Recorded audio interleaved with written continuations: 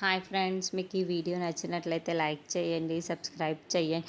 Tender వేయడానికి రాజు వాళ్ళందరూ వస్తూ ఉంటారు. ఇంతలో అక్కడున్న సంపత్, అనామిక వాళ్ళు కూడా వస్తూ ఉంటారు. అక్కడ ఉన్న రాజు అయితే ఇంట్లో ఉన్న వాళ్ళందరినీ తీసుకొని వస్తూ లిఫ్ట్లో నుండి దిగుతూ ఉంటాడు. ఇంతలో కావ్య ఎదురవుతూ ఉంటుంది. అది చూడగానే అక్కడున్న రాజు అయితే ఒక్కసారిగా షాక్ అయిపోతూ ఉంటాడు. అదేంటి ఇక్కడ ఉంది కావ్య అని అనుకుంటూ ఉంటాడు. ఇంతలో అక్కడున్న రుద్రాణి అయితే ఏంటి నువ్వు ఇక్కడ ఉన్నావు అని చెప్పేసి అడుగుతూ ఉంటుంది.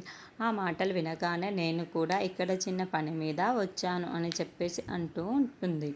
ఆ మాటలు వినగానే అక్కడున్న రుద్రాణి అయితే అవునా, ఇదే పేరుతో రాజుకు మళ్ళీ దగ్గరైపోయి మళ్ళీ కలిసిపోదాం అనుకుంటున్నావా, మళ్ళీ మా ఇంట్లోకి వద్దాం అనుకుంటున్నావా అని చెప్పేసి మాట్లాడుతూ ఉంటుంది.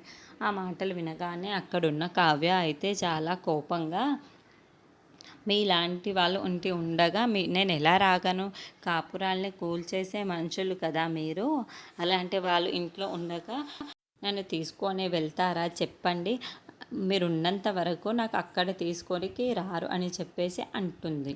ఆ మాటలు వినగానే అక్కడున్న రుద్రాణి అయితే ఒక్కసారిగా షాక్ అయిపోతూ ఉంటుంది. కావ్య, నువ్వు ఎక్కువ మాట్లాడుతున్నావు అని చెప్పేసి అంటుంది. ఆ మాటలు వినగానే అక్కడున్న కావ్య అయితే నేను ఎక్కువగా మాట్లాడగలం కాదు, నువ్వు కాపురాలు కూల్చేసేవి మంచివే కదా అని చెప్పేసి అంటూ ఉంటుంది. ఇంతలో అక్కడున్న రాజు అయితే ఇంకా ఆపండి, మనం ఎందుకు వచ్చామో అందుకు వెళ్దాం అని చెప్పేసి వెళ్తూ ఉంటాడు. ఇంతలో సంపత్ ఎదురవుతూ ఉంటుంది.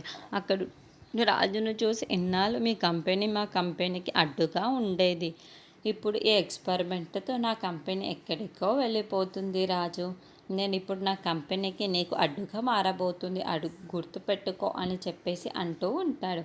ఆ మాటలు వినగానే అక్కడున్న రాజు అయితే తనను అలా చూస్తూ ఉండిపోతాడు. ఇంతలో అక్కడున్న సంపత్ అయితే ఇప్పుడు నా టాలెంట్ ఏంటో నువ్వే చూస్తావు కదా, ఈ దెబ్బతో నువ్వు కోలుకోలేవు అని చెప్పేసి అంటూ